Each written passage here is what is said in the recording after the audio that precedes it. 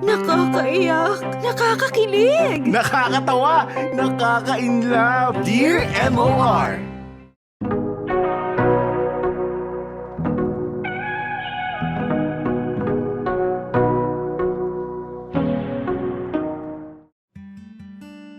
Dear MOR, nagsimula ang kwento ko noong inatake ng aneurysm si Mama. Biyernes yun eh. Happy ako kasi long weekend na yung kasunod. Wala akong pasok hanggang Lunes. Pinagluto ako ni Mama ng corned beef. Walang patatas kasi alam niyang ayoko. Sunny side up na itlog tapos nagtimpla ako ng kape para sa aming dalawa. Kaming dalawa lang nasa bahay. Hiwalay kasi sila ni Papa ilang taon na. Okay naman lahat noong umagang yon. Pumasok ako sa school, nakipagtawanan sa mga barkada ko. Pero pag uwi ko, wala na si Mama. Tinawagan ako ni Tito Jude, best friend ni Mama. Aneurysm daw. Nadatnan niya sa bahay si Mama na wala ng buhay.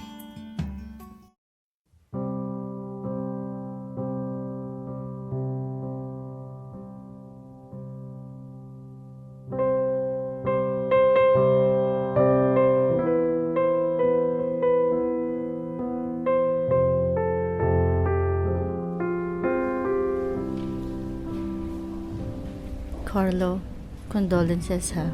Magpakatatag ka. Opo. Condolences, Carlo ha. Kung may maitutulong kami, magsabi ka lang. Salamat po. Carlo, Pa, tama na. Tahan na. wala na si Mama. Pa, Alam ko. hindi man lang niya ako nakitang gumraduate ng college. Manunood yun sa langit. Ipagmamalaki ka pa nun. Sobrang biglaan. Pa, kahapon nandito pa siya. Pinagluto pa niya ako, pa. Si Mama. Tahan na. Ayaw nung nakikita kang umiiyak. Hindi bakit siya umalis? Bakit niya ako iniwan? Tahan na, Carlo. Tahan na. Roland, andyan si Vice Mayor sa labas, hinahanap ka. Bakit siya nandito pa? Anak, magkaibigan din naman ang Tita Grace mo tsaka ang mama mo. Hindi. Bakit nandito yan? Carlo, huwag tayong gumawa ng eksena. Please. Bakit kasi nandito siya? Doon na lang muna ako sa sasakyan, ha? Sige. Sorry, Han. Papa naman. Burol ni Mama. Ngayon na pa dadalhin yung kabit mo? Carlo, ilang beses na natin pinag-awayan to. Tama na. Irespeto mo naman si Mama. Ilang beses ko bang sasabihin na hiwalay na kami ng mama mo nung nagkaroon kami ng relasyon ng Tita Grace mo? Putsang palusot yan, oh. Lagi ko lang naririnig yan, eh. Alam mo, magpahinga ka na lang muna. Ako na lang ang haharap sa mga bisita. Bakit? Para maibalandra mo yung kabit mo? Hindi kita papatulan. Alam kong mahirap para sa'yo ang lahat, pero sana, alam mo na hindi porkit nasasaktan ka ngayon, may karapatan ka na rin manakit ng ibang tao. Roland, Jude, salamat sa pagpunta ha. condolences pare. Carlo, kumusta ka anak?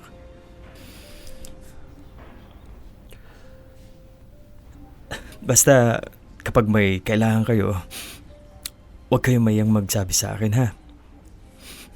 Kung may kailangan kayong ipaasikaso sa munisipyo, sabihan niyo lang ako. Salamat pare. She was the best. Napakadaya talaga na kung sino pa yung mababait, sila pa yung laging nauuna.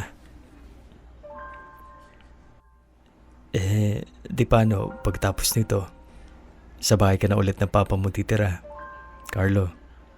Ewan ko po. No, doon na muna. Malapit din naman yun sa school niya. Carlo, alam kong mahirap lahat para sa'yo pero please, don't let yourself be consumed by pain and anger. Kayo na lang na papa mo yung nandito. Kaya be there for each other, ha? Carlo. Opo. Roland, kung kailangan nyo ng tulong sa paghahakot ng mga gamit, sabihan mo lang ako, ha? Ipapadala ko yung mga tao ko. Okay na kami, Jude. Salamat. I'm so sorry for your loss. Thank you.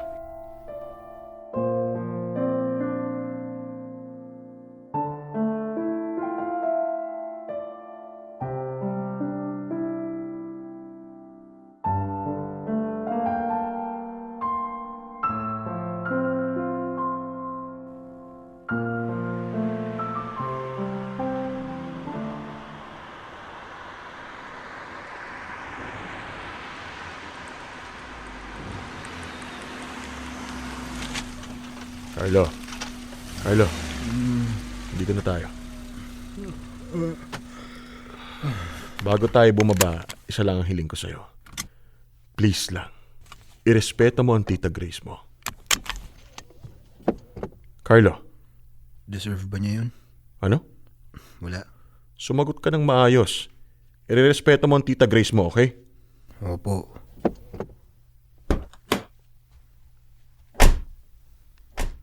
Hello! Good morning! Morning, Han. Kumusta ang biyahe nyo? Okay naman. Walang traffic kaya mabilis kami nakarating. Marami pa ba mga gamit sa van? Ipapasok ko na yung iba sa loob. Hindi na, Han. Okay na. Kami ni ng Carlo ang magbibitbit.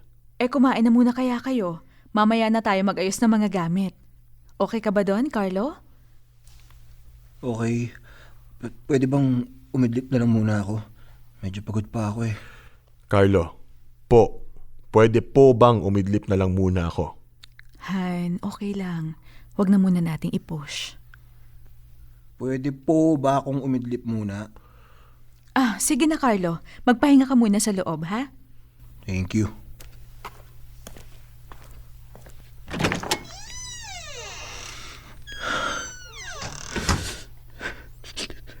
Miss na kita agad, ma.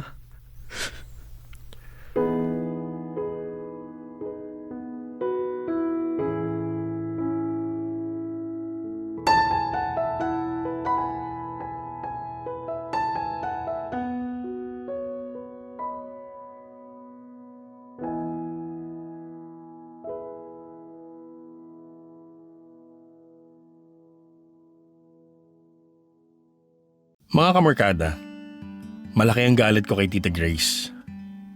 Alam kong hiwalay si Mama at Papa nung nagkaroon sila ng relasyon, pero hindi ko maalis sa isip ko yung mga gabing nakikita kong umiiyak si Mama dahil alam kong nasaktan siya sa paghihiwalay nila ni Papa. Masakit makitang nasasaktan ng taong pinakamamahal mo at siguro, naghanap lang talaga ako ng pwedeng sisihin. Si Tita Grace. Alam kong mali, alam kong masama, pero hindi ko lang talaga maiwasan ang mga emosyon ko minsan.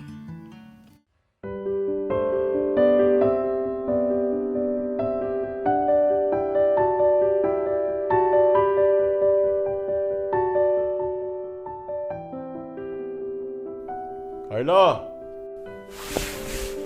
Carlo! Po! Bumangon ka na dyan!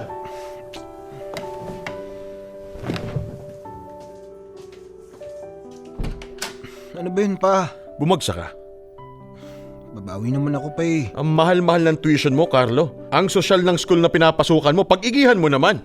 Oo na. Ngayon lang naman yun eh. Kahit na. 3 subjects, Carlo. Akala ko ba gusto mo rin maging politiko kagaya ng mama mo? Ano?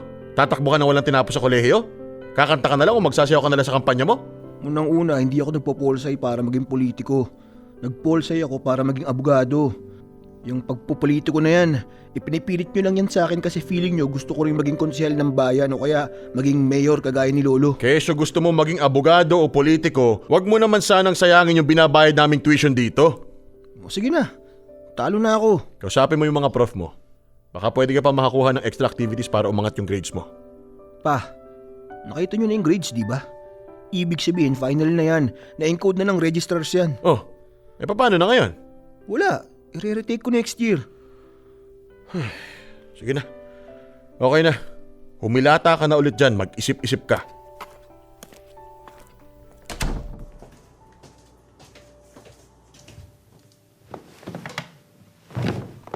Roland, masyado ka naman yatang mahigpit kay Carlo. Sanay kasing binibabyan ni Joy eh. Yan tuloy, nagpapabaya. Han, bigyan mo naman ng konting pasensya si Carlo. Gano'ng karami pang pasensya ibibigay ko sa kanya? Tingnan mo. Habang patagal ng patagal, nawawala ng galang eh. Han, nawalan siya ng magulang. Kahit sinong anak, mawawalan ng gana sa buhay kapag nangyari sa kanila yung nangyari kay Carlo. Kaya please lang, be more patient naman with your son. Mas kailangan ng pangunawa kaysa sermon. Sige. Sige, susubukan ko. Isama niyo na ako dyan, ma. Ayoko na mag-aral.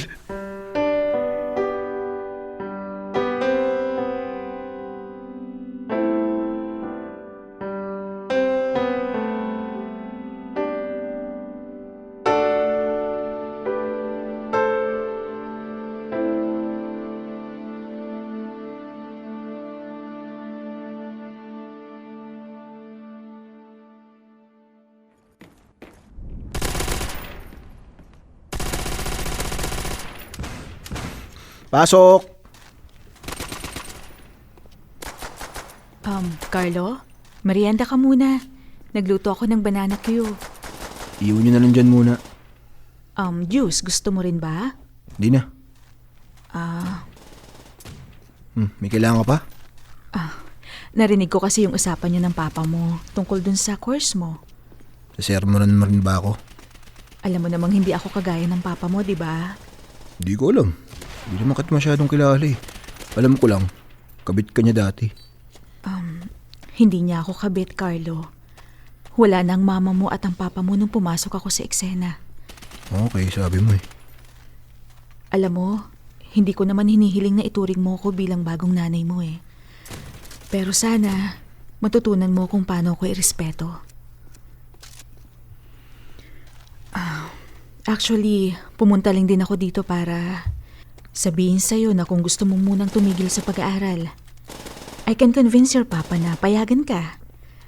Alam ko ang pakiramdam na mawala ng magulang at alam kong mas kailangan mo yun. Kailangan mo ng pahinga at oras para magluksa. Okay, thank you.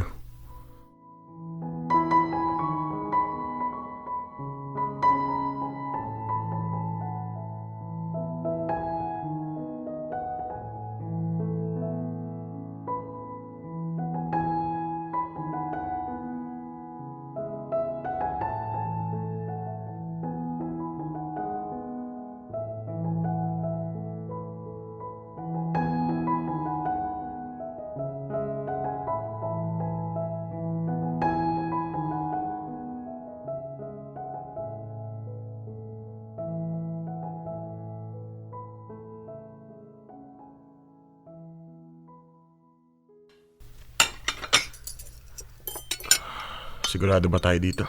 It's for the best, Han. Konti na lang, Carlo. Magtitisis ka na. Isang semester lang naman eh. Ilang buwan din yon. Han, I think pagkatapos ng lahat ng nangyari, lahat naman tayo kailangan ng pahinga, di ba? Malaking tulong yung ilang buwan na hindi masistress si Carlo about sa school niya. Sigurado ka na ba, Carlo? Oo naman pa. Isang semester lang, ha? Isang semester lang. At hindi ka nababagsak sa kahit anong subject ulit. Hindi na. Sige, payag na ako. Thank you pa. Huwag ka sa akin mag-thank you. Dito sa Tita Grace ka dapat magpasalamat. Siya'y namimilit sa akin eh. Thank you po.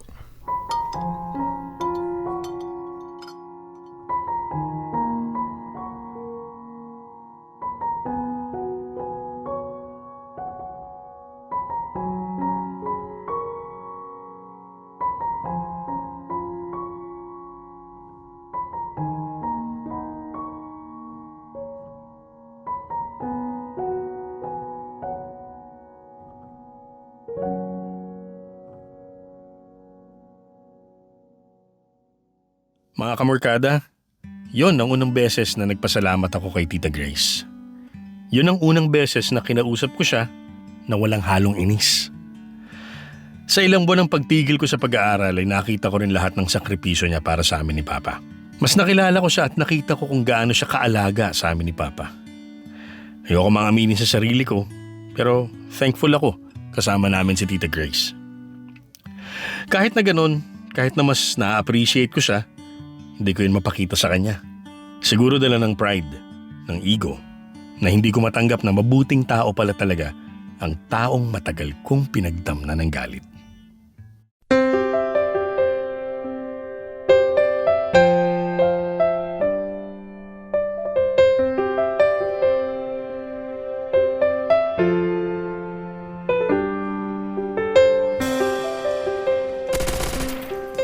Carlo?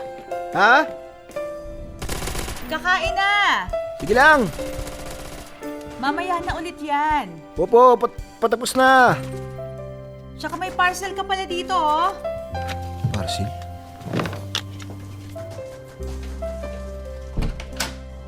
Aling parcel yung dumating? Ewan ko. Ito, oh. Malaking box. Ah, yan yung bago kong sapatos. Magkano? Wag na. Sagot ko na yan. Ha? Wag na tita, ako na dito. Okay na, Carlo. Bigay ko na sa'yo yan. Malapit na ulit magsimula yung next semester, di ba? Mag-e-enroll ka na ulit, sabi mo. Oo, nakapag-enroll na ako. Kakausapin ko na lang si Papa tungkol sa tuition. O sige, basta kapag nagka-problema ka sa papa mo, sabihan mo lang ako. Akong bahala. Okay. Pero okay ka na ba talaga ha, Carlo? Sure ka na bang kaya mo nang bumalik sa school? Oo, gusto ko na rin po talagang bumalik eh. Okay, sige. Ay, saglit. Cellphone ko ata yun. Hello? Hello po? Sino po ito? Ito po ba si Grace Madrigal? Opo. And kakilala niyo po si Sir Rolando Torres? Yes po, partner ko po siya. Okay po. Ako po si Rachel. Nurse po ako dito sa San Lorenzo Hospital. Gusto ko lang po kayo i-notify na naka-admit ngayon dito si Sir Rolando. Ha? Na-involve po kasi siya sa isang aksidente. Unconscious po siya sa ngayon at minomonitor po ng doctors yung mga injuries niya. Kung makakapunta po kayo kaagad dito para bisitahin siya. Yes. Papunta na kami. Tama ba yung narinig ko, tita? Na-aksidente si Papa? Oo raw. Tara na, bilisan mo.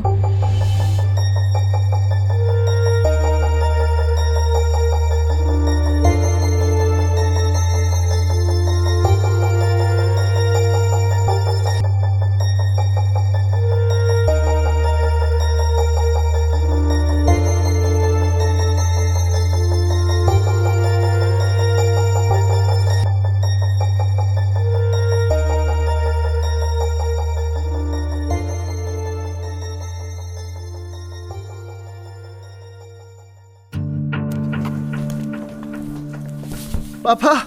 Roland, Okay lang ako. sinabi ko naman kasi sa'yo, di ba, na mag-iingat ka sa pagmumotor mo eh. Maingat naman ako. Ako yung sinalpok eh. Nurse, Doc, Grace, huwag ka na magpanik. Okay lang ako. Pa naman eh. Pinag-alala niyo ako. Kakawala lang ni Mama, parang gusto niyong sumunod agad. Carlo, tigilan mo yung mga ganyang biro, ha?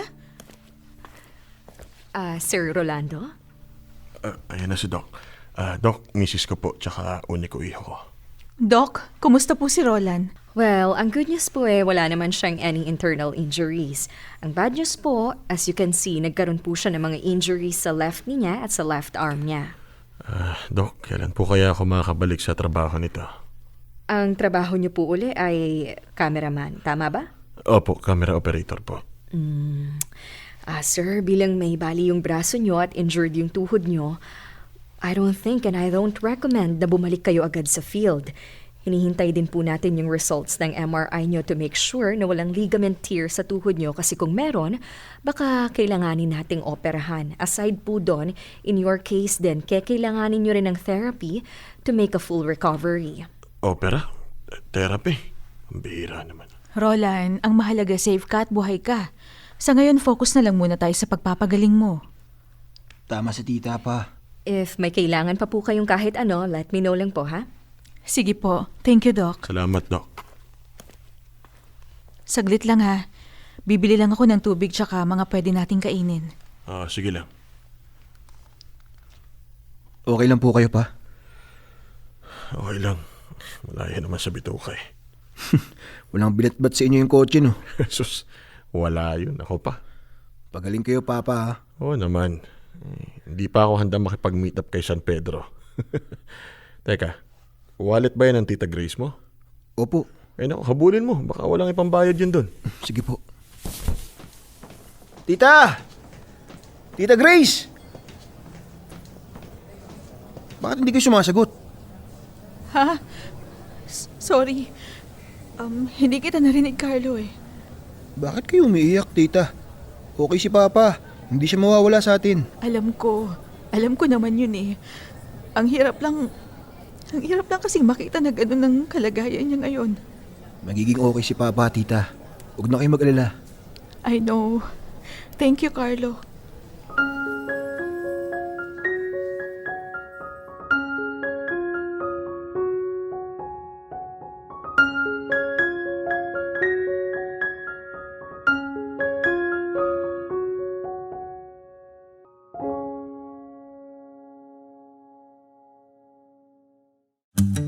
OR, ang mga kwento ng puso mo. Hashtag Dear MOR Grace. Mga kamorkada, yon ang first time na niyakap ko si Tita Grace. Hindi ko alam kung anong sumapi sa akin pero hindi ko rin kasi kinaya na makita siyang umiiyak. Alam ko kung gaano niya kamahal si Papa. Alam ko kung gaano kahirap ang sitwasyon ngayon at alam kong mas magiging mahirap pa ang mga susunod na buwan. Mas naging okay naman kami ni Tita Grace simula nung aksidente ni Papa pero madalas nangangapa pa rin kami kung paano gagalaw at kikilos sa harap ng isa't isa.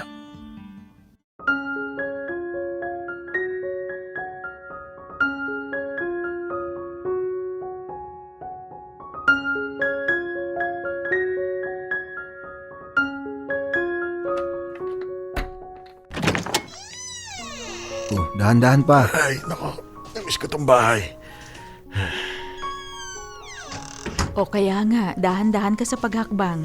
Baka mamaya, maibalik ka namin sa May ospital. wag naman. Sawang-sawa na ako eh. O dito tayo umupo. Salamat. Ay, nako. Nakauwi na rin. Carlo, pasuyo naman. Pakikuha ng tubig ang papa mo. Sige po.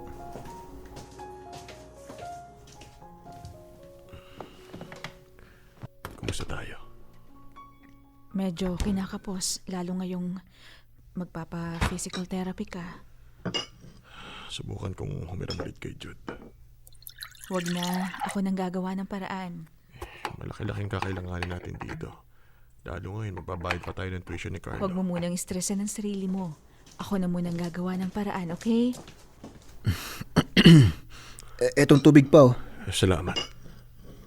Naisip ko rin pala. Oh, Dahil na-aksidente ka, edi syempre, medyo kakapusin tayo. Carlo, ako nang bahala doon.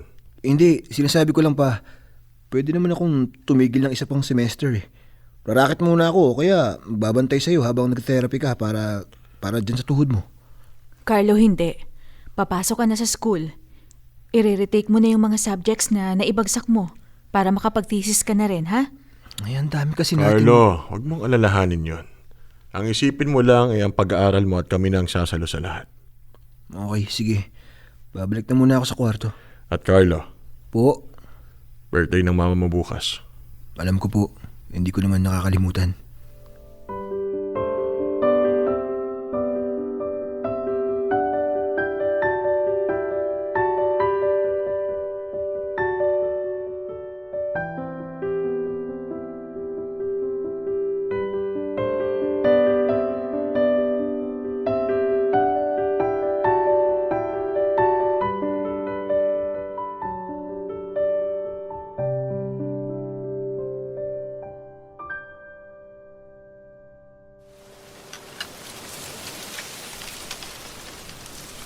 Hi ma. Sorry, ako lang ngayon ha. Hirap pang maglakad si Papa eh. Na-aksidente kasi. Kamusta ka? Miss na kita. Biruin mo yun. 5 months na pala simula nung iniwan mo ako. Daya mo talaga eh. Hindi mo man lang hinintay na makagraduate ako. Sabi mo pa, aawra ka sa PICC pag gumraduate na ako. Aaura pa rin yan sa langit. Pustahan. Nakatodo makeup at gown yun sa graduation mo. Oh, Tito Jude. Papa mo asan? Nasa bahay po eh. Hindi pa makalakad ng maayos. Paborito niya to eh. Tulips. Kilala nyo talaga si Mama, no? Yes. Kayo ba naman ng simula elementary magkaibigan na? Thank you po, Tito. Hanggang sa dulo, andito kayo para kay Mama. Oo naman. Mahal nyo talaga siya, no? She was my best friend. Higit pa doon. Halata ba ko masyado? Nako, bulag lang ang hindi makakakita, Tito. Minsan nga, gusto kong tanungin si Mama kung bakit ayaw niyang subukan eh. I asked her the same question once. Nung wala na sila nung papa mo. Nung umamin ako. Ano pong sabi niya? Ang sabi niya, hindi niya pa kaya. Na all she can prioritize is you. And being with you. And being a mother to you. Ano ba yan, Ma? Pinigilan mo pa yung love life mo dahil sa akin. I guess all mothers are like that lang talaga. They would sacrifice their own happiness para sa anak nila. Sana masaya siya, no, Tito? Sana kung nasan man siya ngayon, wala siyang kahit anong pagsisisi. Na kahit biglaan yung pagkawala niya, kapag binalikan niya yung buhay niya dito, wala siyang kahit anong panghihinayang. She got to hug you that morning, diba? She kissed you goodbye and she told you she loved you bago ka umalis ng bahay, diba? Opo. Then I'm sure as long as you remember just how much she loves you, wala siyang panghihinayangan. Thank you, Tito. And as long as you know na may mga tao na nakapaligid na mahal ka, you will be in peace. I just hope na sana you give a chance to those people to love you.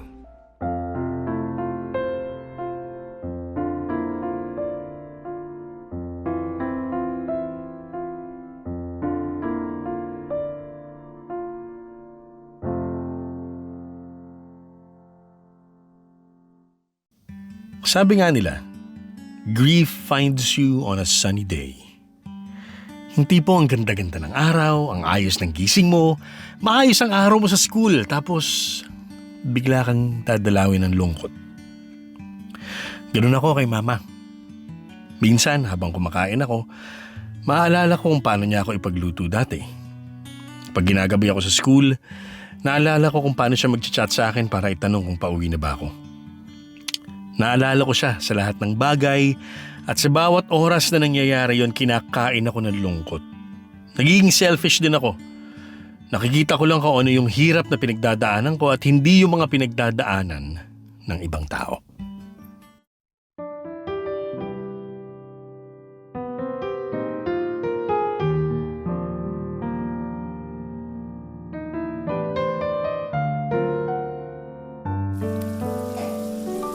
Carlo, kumain ka na. Anong oras pang pasok mo? Maya-maya pa naman po. Kain na. Anong ulam pa? Corn beef tsaka itlog. May longganisa rin pero niluluto pa ng Tita Grace mo. Ay, yung itlog na lang po sa akin. Ayaw mo ng corn beef? Masarap yan.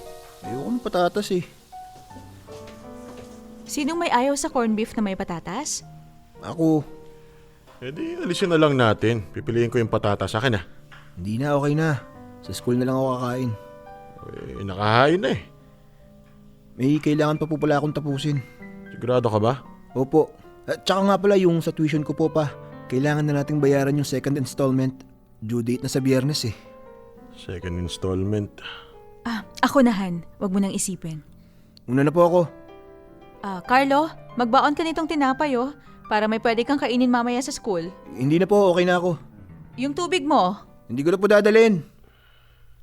O sige, ingat ka sa school, ha?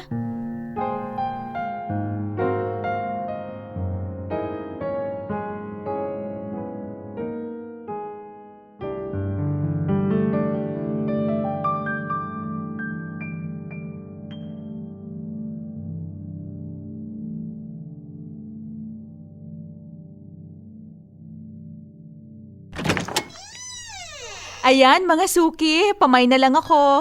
Bagong-bago pa to, oh. May konting flow lang yung mga bag dito sa ilalim pero ayos na ayos pa. Perfect na perfect talaga. Tita, ano po ito? Bakit ang kalat na naman? Ay, sorry. Nagla-live selling kasi ako eh. Aayusin ko na lang mamaya kapag okay na. Sorry, Carlo, ah. Basta wag lang po kayong masyadong maingay. May tatapusin kasi akong essay. Ganun ba? O, sige.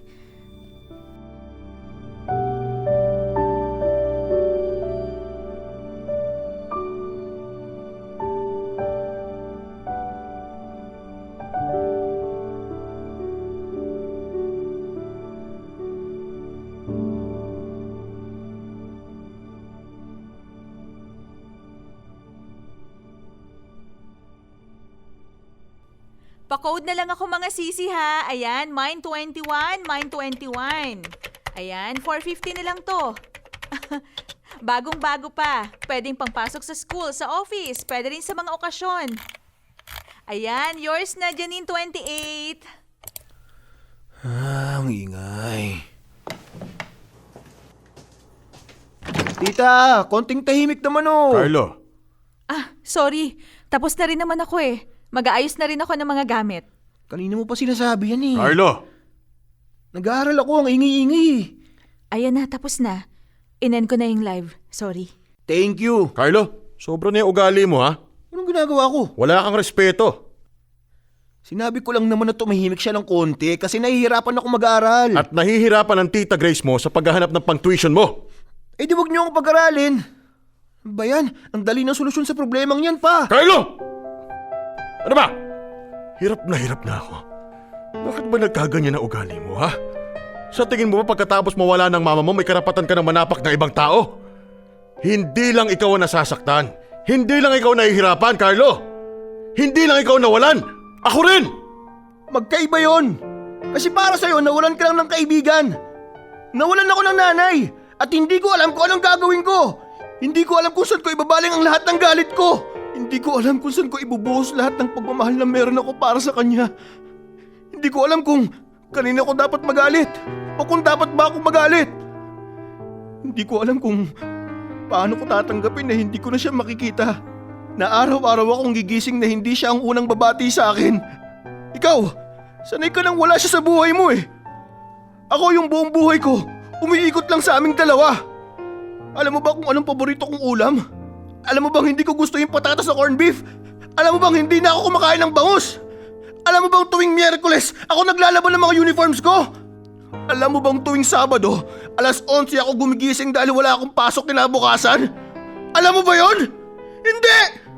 Dahil yung taong may alam ng lahat ng yon, nakalibing na! At hindi ko alam kung paano ko tatanggapin yon! Alam kong hindi mo gusto si Grace, pero kung hindi mo siya kayang irespeto bilang stepmother mo, irespeto mo naman siya bilang tao.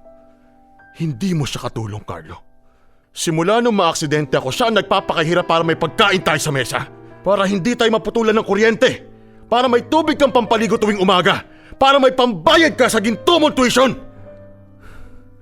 Hindi ko naman hinihiling na ituring mo siya bilang bago mong nanay. Pero igalang mo naman siya para sa mga sakripisyong ginagawa niya para sa'yo. Wala kang karapatang manakit ng iba dahil lang nasasaktan ka.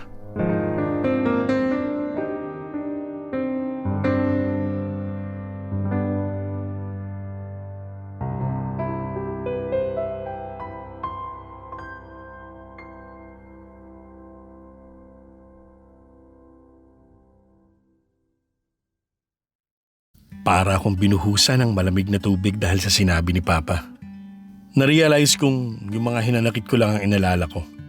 Hindi ko nakita kung gaano nakasama yung pagtrato ko sa ibang tao, lalo na sa taong puro kabutihan lang naman ang pinigay sa akin. Nakakahiya pero hindi ko magawang mag-sorry kay Tita Grace kahit na alam kong ang laki ng kasalanan ko sa kanya. Pagkatapos ng away namin ni Papa, nalinawan na talaga ako. At pinilit na iahon ang sarili ko mula sa lahat ng galit na nararamdaman ko.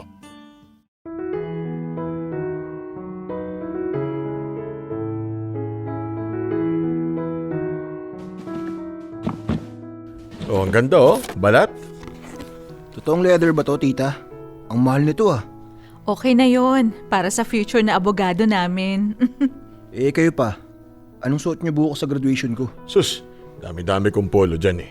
Paplantsahin ko lang. Mukha nang bago yung mga yon. Eh kayo po, tita.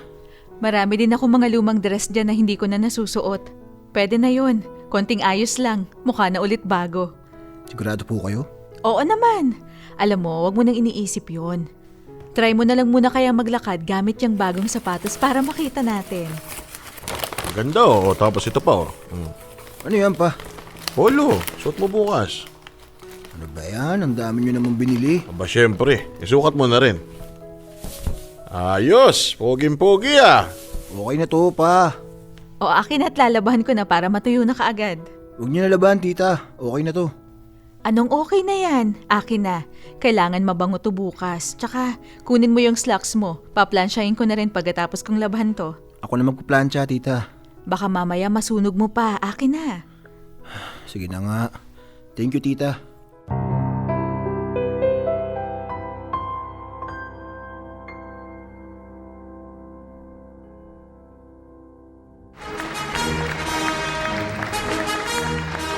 Congrats, Carlo! Thank you. Congrats din. Congrats, future attorney. San ka? Hanapin ko lang yung parents ko. Andun sila dun sa taas, oh. Katabi sila kanina ng parents ko, eh. Sige. Thank you. Pa! Papa! Tita Grace! Ayun, Carlo! Congrats, attorney! Ang pogi-pogi naman sa stage. Thank you po. Tara sa harap, picture tayo. Sige, tara, tara. Oh, post kayo ng papa mo dyan, ha? Picturean ko kayo. 1, 2, 3. Oh, doon naman sa kabila. Ipakita mo yung medal mo, ha? Ayan. 1, 2, 3. Yung diploma, pakita mo rin. Ayan. 1, 2, 3. Oh, ayan. Okay na. Tara na ba? Lalabas na ba tayo? Tayo, tita. Picture din tayo. Oo nga, tayo ka dito, Han. Picturean ko kayo. Tingin. 1, 2, 3. Isa pa pa. Isa pa. 1, 2, 3. Tayo pa. Family picture, bilis. Family picture? Sino magpipicture? Ito. Pre, pa-picture naman oh. Sige, akin na. Upo ko sige oh. 1, 2, 3. Isa pa. 1, 2, 3. Yeah. Okay na. Thank you, pre. Papa mo, pre? Oo, papa at saka nanay ko. Hello po, tito. Hello po, tita. Hello, nice to meet you. Bakit po pa? Hindi, wala. First time mong tawaging nanay si Grace eh.